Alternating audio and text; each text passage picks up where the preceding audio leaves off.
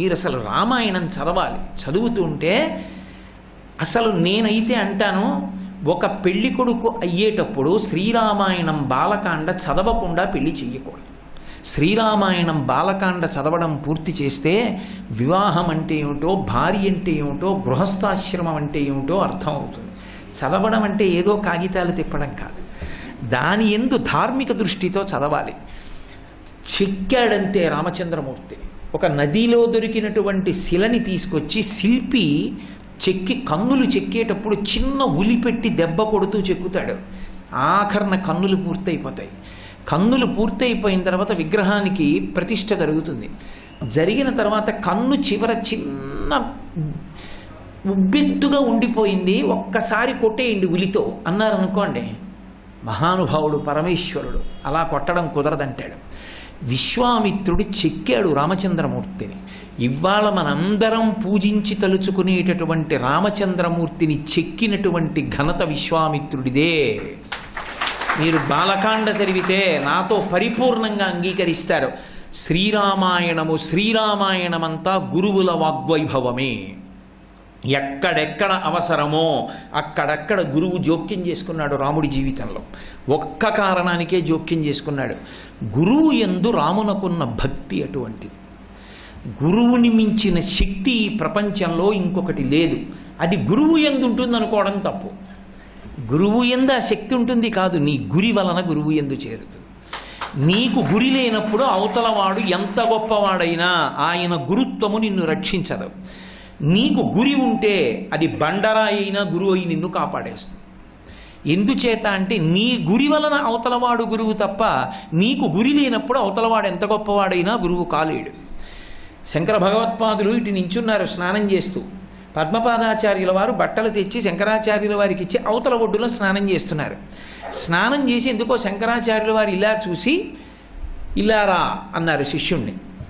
యథాలాపంగా అన్నారు, ఇలా రా అన్నారు. అంటే ఆయన ఉద్దేశం నదికి అవతల వైపు నుంచి గట్టు మించి రమ్మని. లోపల ఇలా రా అన్నారు. మా గురువుగారు ఇలా రా అన్నారు, నేను ఇలాగే పెడతాను అంతే, గురు శాసనాన్ని అతిక్రమించనని గంగానది మించి అడుగులు వేసుకుంటూ వెళ్ళిపోయారు ఆయన.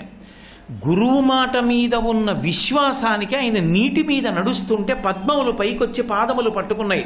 అందుకని పద్మపాదాచార్యుల వారు నీ గురి గురువు. ఆ గురి లేనప్పుడు అవతలవాడు గురి కాలేడు. రాముడి శక్తి అంతా ఎక్కడుంది అంటే గురువుల పట్ల ఆయనకున్న గౌరవం అటువంటిది. ఎక్కడైనా మాట్లాడతాడు. గురువులు కనపడితే, ఋషులు కనపడితే ప్రణిపాతం చేసి కూర్చుంటాడు. మీరు రామాయణం చదవండి, రాముడు మాట్లాడడం ఆగిపోతుంది, ఇక మాట్లాడడం. మీరు బాలకాండ చదవండి, అయోధ్యకాండ చదవండి, ఒక్క మాట మాట్లాడడం. ఎప్పుడు గురువు గారు మాట్లాడుతుంటే వినడమే. ఒక మాట మాట్లాడి గురువు మాట్లాడేటట్టు చేస్తాడు. ఒకే మాట అడుగుతాడు, ఈ గంగ భూమి మీదకి ఎలా వచ్చింది గురువుగారు అంటాడు. అంతే. విశ్వామిత్రుడు గంగావతరణం చెప్తాడు, అస్సలు పరవశించిపోతామంతే. అడిగాడు కాబట్టి గంగావతరణం చెప్పాడు. షణ్ముఖోత్పత్తి ఎలా జరిగింది గురువుగారు, పార్వతీ కళ్యాణం ఎందుకు జరిగింది అంటాడు. షణ్ముఖోత్పత్తి చెప్పాడు కాబట్టి ఇప్పటికీ గర్భిణీ స్త్రీలకి షణ్ముఖోత్పత్తి శ్రీరామాయణం బాలకాండలో పెద్ద వరమై కూర్చుంది. అడిగే శిష్యుడు, చెప్పే గురువు వలన శిష్యుడు ఎంత తీర్చిదిద్దబడతాడో అసలు రామాయణం చదివితే అర్థమవుతుంది. అది రాముడి జీవితంలో ఎంత దూరం వెళ్ళిపోయిందంటే, ఎప్పుడెప్పుడు కష్టం రానివ్వండి అప్పుడప్పుడు ఒక ఋషి, ఒక గురువు ఆదుకుంటూ ఉంటాడు వాక్కు ద్వారా. మీకు చూడండి, సీతాపహరణం జరగాలి. సీతాపహరణం జరిగితే తప్ప రాముడు రావణ సంహారం చెయ్యడు. రాముడు నరుడిగా ఉన్నాడు, నువ్వు విష్ణువివి, అవతారంగా వచ్చావు, రావణ సంహారం చెయ్యాలని ఎవరు చెప్పినా రాముడు ఒక్కటే అంటాడు, నేను విష్ణువుని కాను, నేను నరుణ్ణి, నేను దాశరథిని, దశరథ మహారాజు గారి కొడుకుని అంటాడు. యుద్ధకాండ అయిపోయాక కూడా ఇంద్రాదులతో అదే మాట చెప్పాడు. ఆయన నరుడిగానే ఉన్నాడు. మరి అటువంటి నరుడికి అసలు వచ్చిన అవతారం రామావతారం రావణ సంహారం కొరకు కనుక రావణ సంహారం అయ్యేటట్టుగా చెయ్యాలంటే ఏం చెయ్యాలి? మహానుభావుడు రామాయణాన్ని మలుపు తిప్పినవాడు తన మాటతో అగస్త్య మహర్షి. మీరు అరణ్యకాండ చదివితే అర్థమవుతుంది. అగస్త్య మహర్షి ఆశ్రమానికి వెడితే ఒక గురువు వైభవం అంటే ఏమిటో అగస్త్యాశ్రమాన్ని చూస్తే తెలుస్తుంది. నేను అందుకే ఇప్పటికీ తిరుపతి వెడితే కొండ మీద వెంకటేశ్వర స్వామిని చూడడం నాకెంత ఇష్టం. తిరుపతి పట్టణంలో అగస్త్య మహర్షి విడిది చేసినటువంటి ఆ ప్రదేశం, ఆయన ఆరాధన చేసిన శివలింగం, ఆ క్షేత్రానికి వెళ్ళి దర్శనం చేసుకోవడం, అక్కడ ఉన్న మర్రి చెట్టు వంక చూడడం నాకు ఎంత ఇష్టం. మహానుభావుడు అగస్త్య మహర్షి అక్కడ తిరిగి వెంకటేశ్వర స్వామి వారికి ఆతిథ్యం ఇచ్చాడు. అందుకే కళ్యాణ శ్రీనివాసం వచ్చింది. కంచికామకోటి పీఠాధిపత్యం వహించినటువంటి, నడిచే దేవుడిని పేర్గాంచినటువంటి అపర శంకర భగవత్పాదుల అవతారమైన చంద్రశేఖరేంద్ర సరస్వతి మహాస్వామి ఆ అగస్త్యాశ్రమానికి వెళ్ళినప్పుడు శివాలయంలోకి వెళ్ళి సత్యదండం పట్టుకుని కొన్ని గంటలు జపం చేస్తూ ధ్యానమగ్నులై ఉండిపోయారు. అంత శక్తి కలిగిన లింగం ఈ లింగం అని చెప్పారు. అగస్త్య ప్రతిష్ఠ శివలింగం. దేవతలు ఆ ఆశ్రమానికి వస్తుండేవారు. సాధారణంగా దేవతలను ఆవాహన చేస్తారు. అగస్త్యాశ్రమానికి దేవతలకు ఆవాహన కాదు, ఆయా స్థానములకు దేవతలు వచ్చి అగస్త్య మహర్షిని పూజ చేసి పెడతారు. అది అగస్త్య శక్తి. అటువంటి అగస్త్యుడు ఒక మాట అన్నాడు, సీతారామ లక్ష్మణులారా 14 ఏళ్ళు పూర్తయ్యే వరకు నా దగ్గర ఉండండి అన్నాడు. రాముడేమనలేదు, ఒక్క క్షణం ఆలోచించి అన్నాడు, వద్దులేండి అన్నాడు. రామా, నేను ఉండమన్నాను, కానీ ఇప్పుడు వద్దంటున్నాను. ఇక్కడ దగ్గరలో వేరొక ప్రదేశం ఉంది, నువ్వు అక్కడ ఉండన్నాడు. ఏ జనస్థానంలో ఉండగా సీతాపహరణం జరిగిందో ఆ ప్రదేశంలో ఉండమని రాముణ్ణి పంపినవాడు అగస్త్యుడే. ఎందుకు చెప్పాడంటే సీతాపహరణం జరగాలని చెప్పాడు. సీతాపహరణం జరిగితే తప్ప రావణ సంహారం అవదు. రావణ సంహారం అవ్వకపోతే రామావతార ప్రయోజనము పూర్తి కాదు. ఒక్క మాటతో రామాయణం యొక్క దిశ తిప్పేశాడంతే అగస్త్యుడు. అదే అగస్త్య మహర్షి సీతాపహరణం జరిగిపోయింది, కిష్కింధకాండ అయిపోయింది, సుందరకాండ అయిపోయింది, యుద్ధకాండలోకి వెళ్ళిపోయారు, అందరినీ చంపాడు రాముడు. నశ్రమో నజ్వరో వాతేన రూపస్య విపర్యయ అని బలా అతిబలా విద్యలిచ్చాడు విశ్వామిత్రుడు. ఇన్ని పొందిన రాముడు రావణాసురుడితో యుద్ధం చేసేటప్పుడు బడలిపోయాడు. అసలు మీరు రామాయణంలో యుద్ధకాండ చదివితే రాక్షసులు నరులు, రాక్షసులు వానరులు యుద్ధం చేయలేదు. దిక్కుమాల యుద్ధం తర్వాత చేసుకోవచ్చు, నువ్వు నన్ను కొట్టడం నేను నిన్ను కొట్టడం ఎప్పుడైనా చెయ్యొచ్చు, మళ్ళీ రాదురా ఇలాంటి యుద్ధం, చూడండి ముందు అసలు రామరావణ యుద్ధం అన్నారు. అసలు ఉపమానం ప్రయోగించడానికి వాల్మీకి మహర్షి అందవేసిన చెయ్యి. వాల్మీకి మహర్షి దగ్గర కాళిదాసు అనుకరించాడు, ఉపమా కాళిదాసస్య అని. ఆ శక్తి వాల్మీకి మహర్షి రామాయణంలోంచి వచ్చింది. అటువంటి వాల్మీకి ఉపమానం వేయలేదు రామరావణ సంగ్రామానికి. సముద్రానికి సముద్రమే ఉపమానం, రామరావణ యుద్ధానికి రామరావణ యుద్ధమే ఉపమానం అన్నారు. అంత అద్భుతంగా జరిగింది. అంత పెద్ద యుద్ధం జరుగుతుంటే రాముడు బడలిపోయాడు. బడలిపోయి అసలు ఈ రావణుణ్ణి ఎలా నిగ్రహించడం అర్థం కాలేదు ఆయనకి. అర్థం కాని స్థితిలో మళ్ళీ వచ్చాడు అగస్త్యుడు. అప్పుడు వచ్చాడు, తతో యుద్ధ పరిశ్రాంతం సమరే చింతయా స్థితం రావణం చాగ్రతో దృష్ట్వా యుద్ధాయ సముపస్థితం దైవతైశ్చ సమాగమ్య ద్రష్టుమభ్యాగతోరణం ఉపాగమ్య బ్రవీద్రామ అగస్త్యో భగవాన్ ఋషి. రామాయణంలో చాలా చమత్కారం ఏమిటంటే రాముడు ఎప్పుడైనా గురువుని పిలిచేటప్పుడు పేరు పెట్టి కానీ ఋషి అని కానీ అనడు, హే భగవన్ అంటుంటాడు. బ్రహ్మమునకు మీకు అభేదమని ఎవరిని పిలిచినా హే భగవన్ అంటుంటాడు. అబ్బా, ఏమి పిలుపు, ఏమి మాట తీరనిపిస్తుంది. మర్యాదానాంచ లోకస్య కర్త కారయితాచ సహా అంటారు. అందుకే హనుమ సుందరకాండలో వాక్కు అంత సరళంగా ఉంటుంది రామచంద్రమూర్తిది. అటువంటి రాముడికి ఆకాశ మార్గంలో వచ్చాడు, గబగబా వచ్చాడు రాముడి దగ్గరికి. రామ రామ మహాబాహో శృణు గృహ్యం సనాతనం ఏన సర్వాన్నరీన్ వచ్చ సమరే విజీష్యసి ఆదిత్య హృదయం పుణ్యం సర్వశత్రు వినాశనం జయావహం జపే నిత్యం అక్షయం పరమం శివం. ఎవరైనా ఏదైనా స్తోత్రం చెప్తే తర్వాత ఫలశ్రుతి చెప్తారు. ఒక్క ఆదిత్య హృదయానికి ఫలశ్రుతి ముందు చెప్పి తర్వాత చెప్పారు. ఎందుకని అంటే శిష్యుణ్ణి ఆదుకోవాలి. రామ రామ ఒక్క మాట పిలవలేదు, రామ రామ మహాబాహో అని పిలిచాడు. రామ రామ అంటే ఆర్తి ప్రకటన. నేను నా కొడుకుని రైలు ఎక్కించడానికి స్టేషన్కి వచ్చి, అయ్య బాబో ఇదేమిట్రా ఇంత జనం వేలాడుతున్నారు, రైలు ఎక్కడా ఖాళీ లేదు, అయినా రేపు తెల్లారితే నువ్వు ఆఫీస్కి వెళ్ళిపోవాలంటున్నావు, సరే ఎలాగో అలా ఎక్కని చెప్పి మంచి శీతాకాలంలో జనరల్ కంపార్ట్మెంట్లో డోర్ దగ్గర నించోబెట్టాను. వాడు ఎక్కి, నాన్నగారండి మీరు ఇంటికి వెళ్ళండి, నేను ఎలాగో అలా లోపలికి ఎడతానులేండి, మీరు బెంగ పెట్టుకోకండి సుమా అంటున్నాడు. ఇంతలో ఎవరో వచ్చి నా కాళ్ళకి దండం పెట్టారు. అయ్యా ఎవరన్నాను. నల్ల కోటు వేసుకుని టీటీఈ వచ్చి నమస్కారం పెట్టి, అయ్యా మీరు హైదరాబాద్ వస్తున్నారా అన్నాడు. లేదండి నేను రావట్లేదు, మా అబ్బాయి వస్తున్నాడు. ఎక్కడున్నాడు మీ అబ్బాయి అన్నాడు. అగో జనరల్ కంపార్ట్మెంట్ ఎక్కించానంటే ఎక్కడా చోట. అయ్యో మీ అబ్బాయిని జనరల్ కంపార్ట్మెంట్ ఏమిటండి, నా కోచ్ ఎక్కించండి, నా సీట్లో కూర్చోబెడతాను అన్నాడు. ఇప్పుడు నేను మా అబ్బాయి దగ్గరికి వెళ్ళి పిలిస్తే ఏమని పిలుస్తాను? ఒరే నాయన షణ్ముఖ దిగిరా అంటానా? షణ్ముఖ షణ్ముఖ దిగిరా దిగిరా దిగిరా దిగిరా, మహానుభావుడు ఎవరో కనపడ్డాడు రా ఎక్కిస్తానన్నాడు అంటానా? అన్నా. రక్షించుకోవాలన్న ఆర్తిలో 2 మాటలు పిలుస్తాను. పుత్రునితో సమానం. వత్సా, ఎంత ప్రేమతో పిలిచాడు.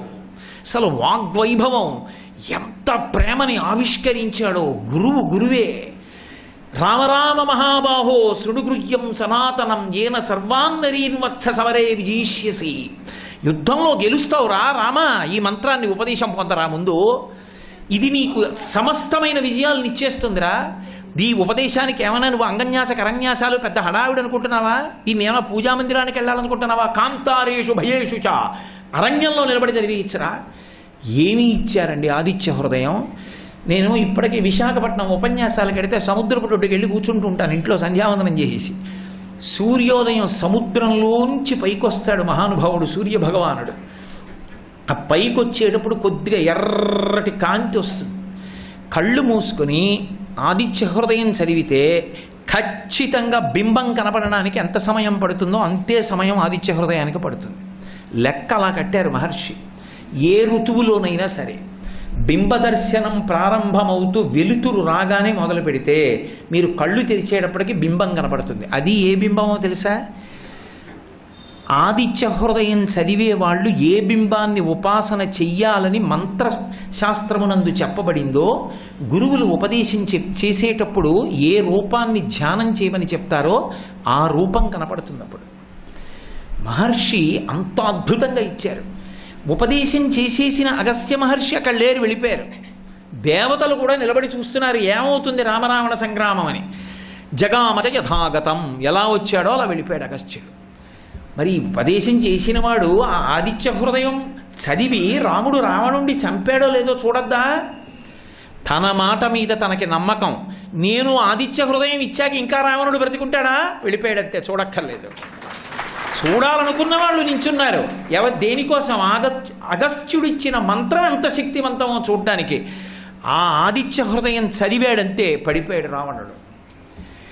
ఎంత గొప్ప మంత్రాన్ని ఇచ్చాడో, ఎలా శిష్యుణ్ణి రక్షించుకున్నాడో, గురువుల వాగ్వైభవం ఏమిటో, ఒక్కొక్క మాట మాట్లాడితే గురువు ఎలా రక్ష పెడుతుందో చూపించారు రామాయణంలో.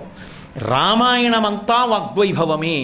అందులో రామచంద్రమూర్తి వైపు నుంచి చూసినప్పుడు అసలు రామాయణం పరమాద్భుతం. అసలు మీరు ఏ పాత్రలోంచి చూడండి రామాయణం అలాగే. ఆ కళ్ళజోడు పెట్టుకుంటే చాలు, రామాయణము వాగ్వైభవము అన్న కళ్ళజోడు పెట్టుకుని రామాయణం చదవడం మొదలు పెడితే, నేను మీతో ఏదో అట్టహాసానికి చెప్పట్లేదు, రామాయణము వాగ్వైభవము 42 రోజులు మాట్లాడతా నేను. శ్రీరామాయణం అంతా అంతే, వాగ్వైభవమే. అద్భుతం రామాయణం. ఎందుచేత అంటారేమో, ఒక భర్త ఎంత కీర్తి ప్రతిష్టలు కలిగిన వాడు కానివ్వండి, ఒక భర్త ఎంత గొప్పవాడు కానివ్వండి, ఎంత విద్వాంసుడు కానివ్వండి, ఆయన కీర్తి అంతా దేని వలన పోతుంది అంటే, భార్య ధార్మికమైనటువంటి నడవడి కలిగినది కాకపోతే, ఆచారము తెలియనిదైపోతే భర్త కీర్తి కూడా మంట కలిసిపోతుంది. సుందరకాండలో సీతమ్మ పడినటువంటి కష్టం రాముడు పడలేదు. ఎందుచేత అంటే, మనిషి జీవితంలో కష్టమన్న మాటకి అత్యంత తీవ్రమైన హద్దు ఏమిటంటే, తన కష్టాన్ని పంచుకోవడానికి ఇంకొకడు లేకపోవడం. కష్టం పోయేది ఎప్పుడు అంటే, బాహ్యంలో కష్టం పోయిందా పోలేదా వదిలేయండి, మీ కష్టాన్ని ఒకరికి చెప్పుకునే అవకాశం ఉందనుకోండి. ఊరడిల్లండి ఏం పర్వాలేదులేండి అనేవాడు ఒకడు ఉన్నాడు అనుకోండి, మీ కష్టం సగం పోతుంది. అసలు అలా పంచుకోవడానికి ఓ మనిషి లేడనుకోండి, ఆ కష్టం ద్విగుణీకృతం అయిపోయి బుర్ర బద్దలైపోతుంది ఆలోచనలతో. ఎండకన్నిరుగని ఇల్లాలు, జనక మహారాజు గారి కుమార్తె, దశరథ మహారాజు గారి పెద్ద కోడలు, రామచంద్రమూర్తి ధర్మపత్ని, లక్ష్మణస్వామి, మాన్యాగురు వినీతస్య లక్ష్మణస్య గురుప్రియ యది సీతాపి దుఃఖార్త కాలోహి దురతిక్రమ అన్నారు మహర్షి. లక్ష్మణస్వామి చేత నిరంతరము నమస్కరింపబడేటటువంటి వదిన గారు, అటువంటి తల్లిని తీసుకెళ్లి రావణాసురుడు అపహరించి చుట్టూ లంబకర్ణ లలాటంచ లంబోదర పయోధరాం లంబోష్టీం లంబచుకాం లంబాస్యాం లంబజానుకాం, ఆవిడ జీవితంలో ఎప్పుడూ చూడనంత వికృతమైనటువంటి రాక్షస స్త్రీలనందరినీ చుట్టూ కాపలా పెడితే వాళ్ళు కళ్ళు తాగుతూ నరమాంసం తింటూ ఎప్పుడెప్పుడు రావణుడు ఈమెని చంపమంటాడా, చంపిన తర్వాత దెబ్బలాడుకోవద్దు, వాటాలు వేసుకుందామని మాట్లాడుకుంటుంటే రాముడు ఉన్నాడో తెలియదు, ఎప్పుడు వస్తాడో తెలియదు. భూమౌచ చెయ్యా నియమశ్చ ధర్మే పతివ్రతాత్వం విఫలం మమేదం అంటుంది ఒక చోట. అన్ని నియమాలు పాటిస్తూ పతివ్రతా ధర్మానికి కట్టుబడి ఉండిపోయినటువంటి సీతమ్మ తన కష్టం చెప్పుకోవడానికి వేరొక మనిషి లేడు. ఎవరిది కష్టం? రాముడిదా సీతమ్మదా? రాముడు కష్టం చెప్పుకోవడానికి లక్ష్మణస్వామి పక్కన ఉన్నారు. రాముడు మాట్లాడితే వినడానికి సుగ్రీవుడు ఉన్నాడు.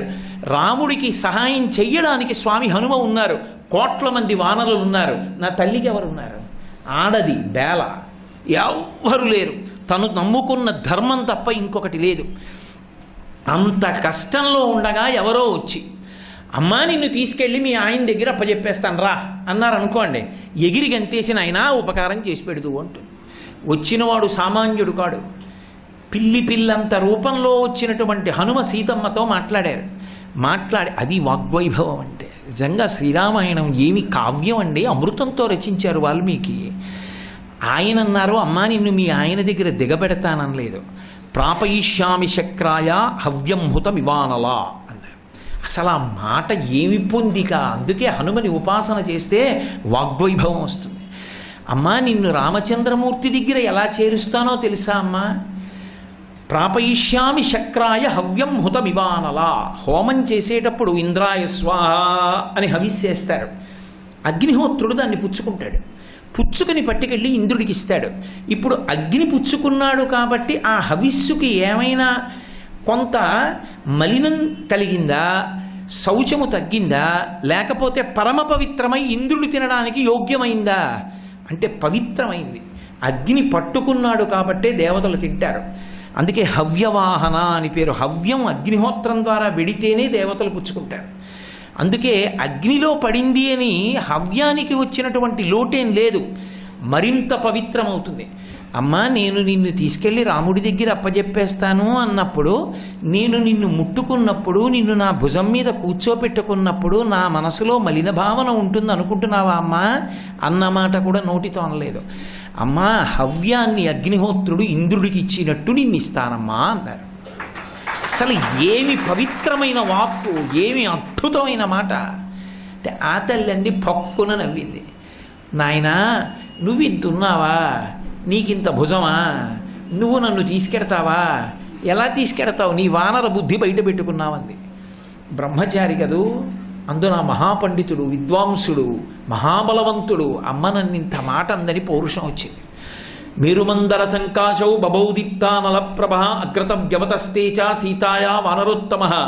మేరు పర్వత శిఖరాలు ఎలా పెరిగిపోతాయో అలా ఆకాశాన్ని చుంబిస్తూ పెరిగిపోయారు. కాల్చిన పెనంలా ఉన్నటువంటి ముఖం, పెద్ద పెద్ద దంస్ట్రలు, ఇనప పరిఘల లాంటి బాహువులతో నిలబడి, అమ్మా చూశావా నా రూపం ఏమిటో అన్నారు. తండ్రి నాకు తెలుసురా, లేకపోతే ఇంత దూరం నువ్వు ఎలా వస్తావు, నీ పౌరుషం తెలుసు, నీ శక్తి తెలుసు, అయితే రామ్మ బయలుదేరదామన్నారు. ప్రశ్రవణ పర్వత శిఖరముల మీద కూర్చున్న రామచంద్రమూర్తి పాదార విందముల యందు నిన్ను సమర్పించి కృతకృత్యుడనవుతాను, రా తల్లి అన్నారు. ఆవిడంది, భర్తుభక్తిం పురస్కృత్య రామధన్యస్య వానర న స్పృశామి శరీరం తు పుంసో వనర పుంగవ. ఇంత కష్టంలో ఉన్నా రమ్మంటే ఆవిడ హనుమతో వెళ్ళలేదు. ఆవిడంది, భర్తుభక్తిం పురస్కృత్య రామధన్యస్య వానర. నాయనా నువ్వు నా కొడుకు లాంటి వాడివి కావచ్చు, అయినా నాకున్నటువంటి ఆ భర్త యందున్న భక్తి అటువంటిది. రాముణ్ణి తప్ప పరపురుషుణ్ణి నేను స్పృహలో ఉండగా ముట్టుకోను. మరి అమ్మ రావణుడు తెచ్చాడుగా అంటావేమో, నేను స్పృహలో లేనప్పుడు హారామా హాలక్ష్మణ అని మూర్చిల్లి ఆక్రందిస్తుండగా శక్తిహీనురాలైన నన్ను రావణుడు తెచ్చాడు. ఇప్పుడు నేను శక్తివంతురాలనై ఉండగా నా అంత నేను స్పృశించి నీతో రాను. అది కూడా కాదు, నాకు ప్రధానమేదో తెలుసా, నా భర్త కీర్తి. నా భర్త లేనప్పుడు రావణుడు ఎత్తుకొచ్చాడు, రావణుడు లేనప్పుడు నువ్వెత్తుకెళ్ళి రాముడికి ఇస్తావు. ఇంకా నా భర్త సాధించింది ఏముంది? కాదు, నా భర్త రావాలి, బాణములను ప్రయోగించాలి, రావణ సంహారం చెయ్యాలి, నన్ను తీసుకెళ్ళాలి. నా భర్త కీర్తి నాకు ప్రధానం, నా శరీరం ప్రధానం కాదు. అందుకని రాముడు వచ్చే వరకు ఎదురు చూస్తానంది. నిజం కాదు?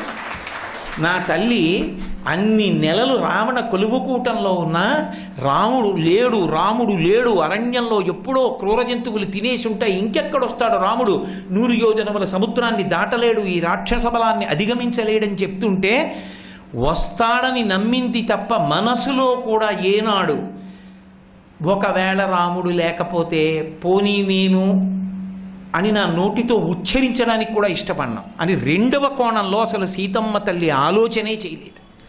అంతటి మహాపతివ్రత. అందుకే విష్ణువుకి ఎన్ని అవతారాలు ఉండనివ్వండి, విష్ణువాలయం, రామచంద్రమూర్తి సీతమ్మ ఉంటే సీతారామాలయం అంతే, అది రామాలయం అని పిలుస్తాం, విష్ణువాలయం అనం. రాముడితో మన జీవనానికి అంత దగ్గర సంబంధం. శ్రీరామాయణంలో వాక్కుని అగ్నిహోత్రంగా ప్రయోగించారు. హనుమ తోకకి నిప్పు పెట్టారు. నిప్పు పెడితే ఆ రాక్షస స్త్రీలందరూ వచ్చి సీతమ్మ తల్లితో చెప్పారు, నీతో కిచకిచలాడింది ఎవరా కోతి అంటే, యూయమేనా విజానాతి యోయం యద్వా కరిష్యతి హైరేవ హ్యేహే పాదాన్ విజానాతి న సంశయ అని చెప్పావు కదా. పాము కాళ్ళు పావుకి తెలుస్తాయి, ఇక్కడికి వచ్చి కిచకిచలాడిన వాడెవరో మీకు తెలుస్తుంది, నాకేం తెలుసు అని చెప్పావుగా. ఆ కిచకిచలాడిన తోకకి బట్టలు చుట్టి నెయ్యి పోసి అగ్నిహోత్రం పెట్టి రథంలో కట్టి చారీకుడు అని చీపుళ్లతో కొడుతూ లంకాపట్టణం అంతా ఊరిరిగింపు చేస్తున్నారన్నారు. అంటే వెంటనే తల్లింది, యజ్జస్తి పరిశుశ్రూషాం యజ్జస్తి చరితం తపః యది చాస్త్వేకపత్నీత్వం సీతోభవ హనుమతః యది మాం వృత్త సంపన్నాం తత్సమాగమలాలసాం ఇది జానాతి ధర్మాత్మా సీతోభవ హనుమతః. నేను నిజంగా రామచంద్రమూర్తి యందు అంత సేవ చేసిన దాననైతే, త్రికరణ శుద్ధిగా భర్తకి సేవించిన దాననైతే, నాకు భాగ్యశేషము మిగిలి ఉంటే హనుమ యొక్క తోకకు పెట్టిన అగ్నిహోత్రము చల్లబడుగాక అంది. పంచభూతములలో ఒక భూతము తన ధర్మానికి వ్యతిరేకమైంది. అగ్ని అంటే కాల్చాలి, తోక చల్లబడింది. చల్లబడితే ఆశ్చర్యపోయారు. అదే అంటారు చిట్ట చివర సుందరకాండలో స్వామి హనుమ ఒక మాట అంటారు, అధమా చారు సర్వాంగీ రక్షిత శానిలేన చ ననశిష్యతి కళ్యాణి అగ్నిరగ్నౌ ప్రవర్తతే అంటారు. అగ్ని యందు సీతమ్మ కాలిపోయిందేమో అని బెంగపెట్టుకున్నారు లంకాదహనం చేసి. అసలు ఏ తల్లి ప్రార్థన చేస్తే నా తోక కంటించిన అగ్నిహోత్రము కూడా వేడిగా ఉండకుండా నవనీతం పెట్టినంత చల్లగా ఉందో అటువంటి తల్లిని అగ్నిహోత్రము చెనకుతుందా? అగ్ని కాలుస్తుందా ఎక్కడైనా? అగ్నులకు అగ్ని మా తల్లి సీతమ్మ, అంతటి మహాపతివ్రత అన్నారు. వాక్కు చేత పంచభూతములలో ఒక భూతము యొక్క ధర్మము తిరగబడేటట్టుగా చేసింది సీతమ్మ. శ్రీరామాయణము వాగ్వైభవము, వాక్కుని మించిన అస్త్రం లేదు. అదే వాక్కుని ఉపయోగించుకోవలసిన రీతిలో ఉపయోగించుకోకుండా వ్యతిరేక కోణంలో వాడుకుని పాడైపోయి నశించిపోయినటువంటి వాడు రావణాసురుడు. రావణాసురుడు తన మృత్యువుని తాను వండుకున్నాడు. ఆయనని నిజానికి ఒక చోట స్వామి హనుమ సుందరకాండ చిట్ట చివరిలో చెప్తారు, అసలు రావణాసురుణ్ణి నిమిత్తంగా రాముడు చంపుతాడు. రావణుడు ఏనాడో సీతమ్మ పాతివ్రత్యమునకు నిహతుడైపోయాడు అన్నాడు. ఎందుచేత అంటే వెళ్ళి ఏ మాటలు ఒక మహాపతివ్రత దగ్గర మాట్లాడకూడదో అటువంటి మహాపతివ్రత దగ్గర మాట్లాడకూడని మాటలన్నీ మాట్లాడాడు. అలా అటువంటి మాట మాట్లాడినందుకు వచ్చినటువంటి పాపము చేత నశించిపోయాడు. కొత్తగా రాముడు చంపవలసిన అవసరం లేదు, తనని తాను చంపేసుకున్నాడు. అందుకే సీతమ్మని జుట్టు పట్టి ఈడ్చుకొస్తున్నప్పుడు సమాధిలో ఉన్న చతుర్ముఖ బ్రహ్మగారు ఉలిక్కిపడ్డాడు. ఉలిక్కిపడి, నువ్వు చావడానికి కావలసిన పాపాన్ని వండుకుంటున్నావురా అన్నాడు. అందుకెళ్ళింది తల్లి సీతమ్మ. ఇప్పుడు తీసుకెళ్ళి అనకూడని మాటలన్నీ అన్నాడు. అన్నీ అబద్ధాలే, అన్నీ భూకరింపులే. స్వధర్మో రక్షసాంభీరు సర్వధైవన సంచయ దమనం వా పరస్త్రీణాం హరణం సంప్రమధ్యమ ఇదంతే చారు సంజాతే యవ్వనం వ్యతివర్తతే యతతీతం పునర్నైతి శ్రోత శీఘ్రమపామివ ఏవం చైతదు కామాంతో నత్వాం స్పృక్ష్యామి మైథిలి కామం కామశరీరం మే యథాకామం ప్రవర్తితాం ఏకవేణీధరాశయ్యాం ఝానం మలినమంబరం అస్తానే ఉపవాసస్య నైతానోపైకానితే పిబ విహర రమస్వ భుంచ భోగాన్ ధర్నిచయం ప్రతిశామి మిదినీంచ మయి లలలనే యథాసుఖత్వం తైచ సమేత్వ లలంతు బాంధవాస్తే. ఇన్ని చెడ్డ మాటలు మాట్లాడాడు. తల్లి దగ్గరికి వెళ్ళి అనకూడనంత భయంకరమైన మాట ఒకటి అన్నాడు. అమ్మా అమ్మా నేనంటాను, వాడు అంటాడా? సీత అంటాడు వాడు. సీత, నిన్ను చూసిన తరువాత నా భర్తలతో రమించినా నాకు తృప్తి కలగట్లేదన్నాడు. అనరాని మాట. ఒక కొడుకు తల్లిని చూడకూడని చూపు చూస్తే తల్లి ఎంత సిగ్గుపడుతుందో అలా సిగ్గుపడింది అమ్మవారు. సిగ్గుపడి తృణమంతరత కృత్వా ప్రత్యువాచ సుస్మిత నివర్తయ మనోమత్త స్వజనే క్రియతాం మనః. గడ్డిపరక మధ్యలో పెట్టి అధర్మాత్ముడని మాట్లాడవలసి వచ్చింది. ప్రారంభం చేస్తూనే భీరు అంటాడు, పిరికిదానా అని పిలిచాడు. ఆవిడ పిరికితనం గౌరవనీయమైన పిరికితనం. ఆవిడ నిజంగా భయవిహ్వల కాదు. కానీ భర్త పక్కన లేనప్పుడు కాముకుడైన పరపురుషుడితో మాట్లాడేటప్పుడు ఎంత జాగ్రత్తగా మాట్లాడాలో దానికి తగిన జాగ్రత్త తీసుకుంది తప్ప ఆమె భీరువై మాట్లాడినది కాదు. ఆవిడ్ని పట్టుకుని స్వధర్మో రక్షసాం భీరు సర్వధైవన సంశయ గమనం వా పరస్త్రీణాం హరణం సంప్రమధ్యవా అంటాడు. నేను నా స్వధర్మాన్ని పాటించాను, ఎంత ధర్మాత్ముణ్ణి.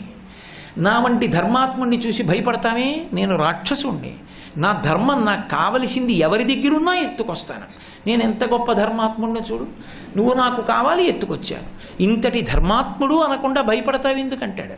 నిజానికి ఆయన రాక్షస ధర్మాన్ని అనుష్ఠించాడు తప్ప పులశ్చ బ్రహ్మ యొక్క మనవడు, విశ్రవసో బ్రహ్మ యొక్క కుమారుడు, రావణ బ్రహ్మ, బ్రాహ్మణ వంశమునందు పుట్టినవాడు, యజ్ఞోపవీతం వేసుకున్నాడు, శివార్చన చేస్తాడు, వేదాంగములు చదువుకున్నవాడు. అటువంటి వాడు రాక్షస ధర్మానికి అలవాటు పడి ఇది నా ధర్మమని బుకాయిస్తాడు సీతమ్మతో. నేను ధర్మాత్ముడనంటాడు. స్వధర్మో రక్షసాం భీరు సర్వధైవన సంశయ గమనం వా పరస్త్రీణాం హరణం సంప్రమధ్యమ. ఇదంతే చారు సంజాతే యవ్వనం వ్యతివర్తతే యతతీతం పునర్నైతి శ్రోత శీఘ్రమపామివ. అవతల వాళ్ళని భయపెట్టి వంచన చేసి లొంగ తీసుకోవడానికి విశ్వవిద్యాలయం ఏదైనా పెడితే దానికి ఉపకులపతిగా వేయడానికి తగిన అర్హతలున్నవాడు రావణాసురుడు. ఎవరి దగ్గర ఏ బలహీనత ఉంటుందో దాన్ని అడ్డు పెట్టి మాట్లాడతాడు. శ్రీ ఉమామహేశ్వర పరబ్రహ్మార్పణమస్తు.